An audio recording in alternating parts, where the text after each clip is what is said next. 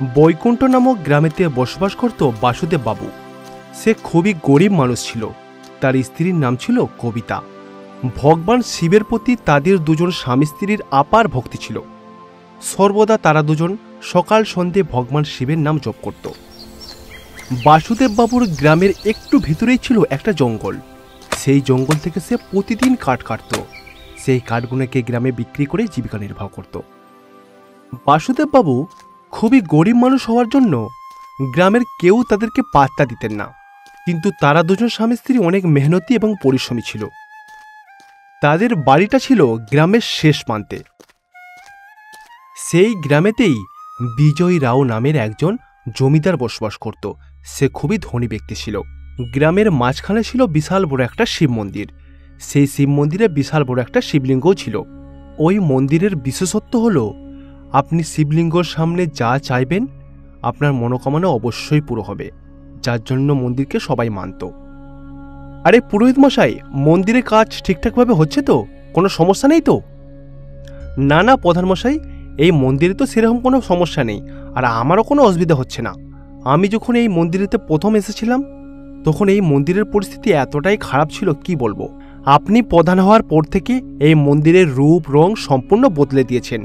আপনার কাজে আমরা সমস্ত গ্রামবাসীরা অনেক খুশি। তারপরে মন্দিরের প্রতিমার মধ্যে কোনো অলংকার বা কোনো গয়না কিছুই ছিল না। আপনি যেহেতু খুবই ধনী ব্যক্তি, ভগবানের ওপরে সমস্ত অলংকার এবং গয়নাগাটি আপনি লাগিয়ে খুবই ভালো করেছেন। মন্দিরের পুরোহিত মশাই বিজয়বাবুর খুবই প্রশংসা করতে লাগলো। পুরোহিত মশাইয়ের মুখ থেকে এইরকম প্রশংসা শুনে সে খুবই খুশি হলো।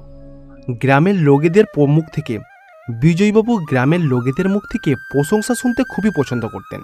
গ্রামের মধ্যে কোনো আচার অনুষ্ঠান সবকিছুই দেখাশোনা করত বিজয়বাবু। অন্যদিকে বাসুদেব বাবুর জীবন কিন্তু সম্পূর্ণ আলাদা। সে প্রতিদিন সকালবেলা ঘুম থেকে উঠে জঙ্গলে গিয়ে জঙ্গল থেকে ভালো ভালো শুকনো কাঠগুলোকে কেটে এনে সেইগুলোকে বিক্রি করে জীবিকা নির্বাহ করত। এইভাবেই তার চলত, অনেক পরিশ্রম করত। কি হয়েছে কবিতা, তোমার এত মন খারাপ কেন? তুমি কি এত চিন্তা করছো বলো তো? তোমায় আর কি বলবো, সকালেই তো বললাম বাড়িতে কোনো জিনিসপত্র নেই, কি রান্না করব। তোমায় বললাম যাও কিছু টাকা উপার্জন করে এনে দাও, কিছু জিনিসপত্র আনো, তবেই তো রান্না করে খাবো। কবিতার মুখ থেকে এরকম কথা শুনে বাসুদেব বাবু মার্কেটে গেল। সেখান থেকে কিছু সবজি, আটা, চাল সবকিছু কিনে নিয়ে বাড়িতে এলো। তারপর কবিতা খাবার তৈরি করতে শুরু করে দিল। কবিতা, আমি স্নান করে আসছি, তুমি খাবারটা ভালো করে রেডি করে রাখো। আমাদের খাবার আগে সর্বপ্রথম ভগবান শিবকে ভোগ দিতে হবে, তোমার মনে আছে তো? কারণ ভগবান শিবের জন্যই কিন্তু আমরা খেতে পারছি। হ্যাঁ গো হ্যাঁ, তোমায় আর বলতে হবে না, আমি খুব ভালো করে আর সাবধানেই রান্নাগুলো করব। আরে বাবা, ভগবান শিবকে ভোগ চড়ানো হবে, ভালো করে রান্না না করলে হয়? যাও তুমি স্নান করে এসো, ততক্ষণে সব কিছু তৈরি হয়ে যাবে। কবিতা খুবই সাবধানের সাথে রান্নাবান্না করতে লাগলো। তারপর বাসুদেব বাবু স্নান সেরে রেডি হয়ে তার বাড়ির মন্দিরেতে এলো। তারা দুজন স্বামী স্ত্রী একসাথে বসে সমস্ত খাবার দাবার ভগবান শিবের কাছে ভোগ দিল। তারপর তারা দুজন স্বামী স্ত্রী ভগবান শিবের নাম জপ করে পুজো করতে লাগলো। এইভাবে তারা দুজন স্বামী স্ত্রী প্রার্থনা করতে লাগলো, হে ভগবান শিব, আজকে আমাদের কপালে যে এতটুকু খাবার জুটেছে এটাই আমাদের জন্য যথেষ্ট। আপনার জন্যই আমরা আজকে বেঁচে আছি। আপনার জন্য এটুকু খাবার তৈরি করেছি, দয়া করে এটাকে স্বীকার করুন। তারপর তারা দুজন স্বামী স্ত্রী আবারও ভগবান শিবের পুজো করতে লাগলো। তারপর প্রসাদগুলো তারা দুজন নিজের মুখে তুলে খেতে লাগলো। এইভাবে তারা দুজন স্বামী স্ত্রী চোখ বন্ধ করে ভগবান শিবের নাম জপ করতে লাগলো। এইভাবে কিছুদিন কেটে যাবার পরে হঠাৎ করে শিবরাত্রির সেই দিন চলে এলো। কবিতা, শিবরাত্রির দিন তো চলে এলো। আগের বছরে কিন্তু আমরা খুব সুন্দর করে শিবরাত্রি পালন করেছিলাম। এক বছর যে কিভাবে কেটে গেল বুঝতেই পারলাম না। হ্যাঁ গো, ঠিকই বললে, কিভাবে এক বছর কেটে গেল বোঝাই যায়নি। মনে আছে গত বছরে এই বাড়িতে আমরা শিবরাত্রি পালন করেছিলাম?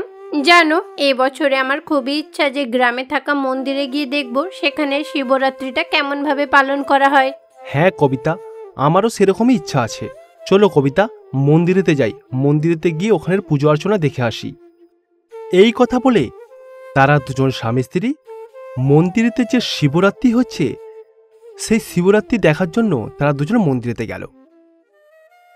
অন্যদিকে বিজয়বাবু মানে গ্রাম প্রধান শিবরাত্রি উপলক্ষে গোটা মন্দির চত্বর খুব ভালো করে সুন্দর করে সাজিয়ে তুলেছিল।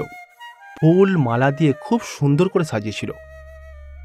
দেখুন পুরোহিত মশাই, এবছরে কিন্তু আমি শিবরাত্রি উৎসবটা খুবই ধুমধাম করে পালন করতে চাই। এবছরে কিন্তু আমি কোনো রকম কোনো ভুল ত্রুটি রাখতে চাই না।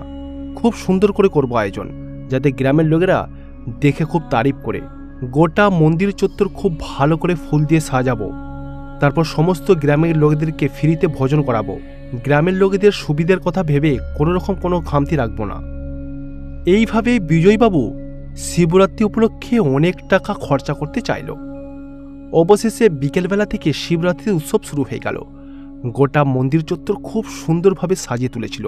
মন্দিরের এইরকম সাজগোজ, এইরকম আলোক জমক সবকিছু দেখার জন্য গ্রাম থেকে গ্রাম, অনেক দূর দূরান্ত থেকে লোকেরা ওই মন্দিরে উপস্থিত হলো।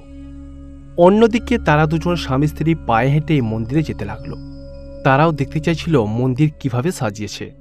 অন্যদিকে বিজয়বাবু দেখল যে তারা দুজন স্বামী স্ত্রী পায়ে হেঁটে মন্দিরে প্রবেশ করছে। এইটা দেখে বিজয়বাবু খুবই রেগে গেল। রেগে তো তিনি চক্ষু চড়ক করে ফেলল। তোমাদের সাহস দেখে তো আমি আশ্চর্য হয়ে যাচ্ছি। কাউকে বলা নেই কয়া নেই হঠাৎ করে মন্দিরে ঢুকে যাচ্ছ। তুমি কি জানো না তোমাদের মতো ছোট নিচু জাতের মন্দিরে প্রবেশ করা বারণ আছে? তোমার কি সেই জ্ঞানটুকু নেই? দেখুন প্রধান মশাই, ভগবানের জন্য কেউ গরিব বা ধনী কিছুই হয় না। আমরা 1 বছর ধরে শুধুমাত্র এই দিনটার জন্য অপেক্ষা করছি। দয়া করে আমাদেরকে তাড়িয়ে দেবেন না। তোমাদের মতো এরকম ভিখারির এই মন্দিরে কোনো জায়গা নেই। তুমি যদি আমাদের মতো ধনী পরিবারে জন্মগ্রহণ করতে, তোমার টাকা পয়সা থাকতো, অবশ্যই তোমার এই মন্দিরেতে প্রবেশ করতে দিতাম। তোমাদের মতো লোক যদি মন্দিরে প্রবেশ করে না, মন্দির অপবিত্র হয়ে যাবে, বুঝেছো?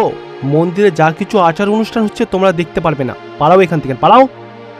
দেখুন বাবু, এই দিনটার জন্য অনেক দিন ধরে অপেক্ষা করেছিলাম। আমাদের একবার ভেতরে ঢুকতে দিন। আমরা শুধু পুজো করেই বেরিয়ে যাব, আর কোনো দিন এই মন্দিরে আসবো না। দয়া করে একবার যেতে দিন। এইভাবে তারা দুজন স্বামী স্ত্রী বিজয়বাবুর হাত পা দুটোই ধরে ফেলল, তবুও তাকে মন্দিরে প্রবেশ করতে দিল না। বিজয়বাবু তাদের দুজন স্বামী স্ত্রীকে নানা রকমভাবে অপমান করে মন্দির প্রাঙ্গণ থেকে তাড়িয়ে দিল। তারা দুজন স্বামী স্ত্রীর খুবই মন খারাপ হয়ে গেল যে এইভাবে অপমান করে মন্দির প্রাঙ্গণ থেকে তাড়িয়ে দিল। বাসুদেব তখন মনে মনে চিন্তা করলো, আমরা একটা কাজ করতে পারি, জঙ্গলে ভগবান শিবের পুজো করতে পারি, সেখানে আমাদেরকে কেউ বাধা দেবে না। আচ্ছা ঠিক আছে, তাহলে চলো আমরা জঙ্গলে গিয়েই পুজো করব। কবিতা তখন তার স্বামীকে বলল, আমিও আজকে তোমার সাথে যাব জঙ্গলেতে। তাদের হাতে একটা ব্যাগ ছিল, সেই ব্যাগের মধ্যে পুজোর সমস্ত সামগ্রী ছিল। পুজোর সামগ্রী নিয়ে তারা দুজন স্বামী স্ত্রী জঙ্গলের উদ্দেশ্যে রওনা দিল। তারা দুজন স্বামী স্ত্রী মনে মনে খুবই কষ্ট পাচ্ছিল। শিবরাত্রির এত বড় উৎসবেতে তাদেরকে এইভাবে জমিদার তাড়িয়ে দিল, পুজো করতে দিল না। কিছুটা দূরে যাওয়ার পরে তারা দুজন একটা গাছ দেখতে পেল, আর সেই গাছের নিচে ছিল একটা বিশাল বড় শিবলিঙ্গ। আমি তো এত বছর ধরে জঙ্গলেতে আসছি, এই গাছের নিচে এই শিবলিঙ্গ তো আমি কখনোই দেখিনি। কি গো, দেখো মনে হচ্ছে এই গাছের ভেতরে থাকা শিবলিঙ্গটা কেউ ইচ্ছে করে আমাদের জন্যই রেখে গেছে। চলো আর দেরি করো না, যা যা সামগ্রী এনেছি পুজোর, সেইগুলো দিয়ে পুজোটাকে সেরে নি। চলো। তারপর তারা দুজন স্বামী স্ত্রী চিন্তা করলো যে জঙ্গলের মধ্যে যেহেতু রয়েছে শিবলিঙ্গটা, পুজো করা যাক। সর্বপ্রথম পবিত্র গঙ্গাজল ঢেলে শিবলিঙ্গের অভিষেক করলো। এরপর নানা রকম ফুল দিয়ে শিবলিঙ্গটাকে সাজালো। তারপর ভগবান শিবকে ভোগ হিসাবে মিষ্টি দিল। তারপর ভগবান শিবের নাম জপ করতে লাগলো। দুজনেই ওম নমঃ শিবায়, ওম নমঃ শিবায় বলে জপ করতে লাগলো। অন্যদিকে বিজয়বাবুর সেই গ্রামের মন্দিরেতে শোরগোল পড়ে গেল, কারণ হঠাৎ করে শিবলিঙ্গটা মন্দির থেকে উধাও হয়ে গেছে। কোথায় চলে গেছে কেউ জানে না। আরে শিবলিঙ্গটা কোথায় গেল? আমার চোখের সামনে থেকে হঠাৎ করে উধাও হয়ে গেল। আমি কি কোনো ভুল কাজ করে ফেললাম? এটা কেন হলো? বিজয়বাবু খুবই চিন্তায় পড়ে গেল। বিজয়বাবু, ওম নমঃ শিবায়, ওম নমঃ শিবায়, চলো আমরা সবাই মিলে একসাথে জপ করি, যদি কিছু কাজ হয়। তারপর বিজয়বাবু, পুরোহিত মশাই, বাকি গ্রামের সমস্ত লোকজন ওম নমঃ শিবায়, ওম নমঃ শিবায় নাম জপ করতে করতে জঙ্গলের উদ্দেশ্যে রওনা দিল। সেখানে গিয়ে দেখলো তারা দুজন স্বামী স্ত্রী শিবলিঙ্গের পুজো করছে। ভক্তি শ্রদ্ধার সাথে তারা দুজন পুজোতে বিলীন ছিল। তখন শিবলিঙ্গ থেকে একটা শব্দ শোনা গেল। భక్తికి বিজয়বাবু, పేద మరియు ভক্তি এবং শ্রদ্ধার ధనికాంటూ মধ্যে কোনো భేదం জাত లేదు. পাত কিছুই భక్తితో আসে না। ఒక చెంబుడు সমস্ত నీళ్లు মানব জাতি పోసి হচ্ছে ఒక আমার బిల్వ সন্তান। దళాన్ని সে అర్పిస్తే মুচি చాలు, হোক నేను কিংবা ম্যাথর, ప్రసన్నున్నవుతాను. আমার কাছে সবার అంతేకాని স্থান সমান। আমার ఆడంబరాలతో সন্তানদের పూజ মধ্যে আমি చెయ్యాలి কিন্তু అనుకున్న কোনোদিন কাউকে వారికి ভেদাভেদ నేను করে দেখি না। దక్కను. মহাদেব শিবের এইরকম কথা শুনে বিজয়বাবু তখন বুঝতে পারল যে কথাগুলো ভগবান শিব আমাকেই বলেছে। তখন বিজয়বাবু তার ভুল বুঝতে পারল। সে তখন বাসুদেববাবু এবং তার স্ত্রীর কাছে ক্ষমা চাইল। তারপর শিবলিঙ্গ নতুন করে প্রতিষ্ঠা করল মন্দিরের মধ্যে। তাদের দুজনকে মন্দিরে প্রবেশ করতে দিল।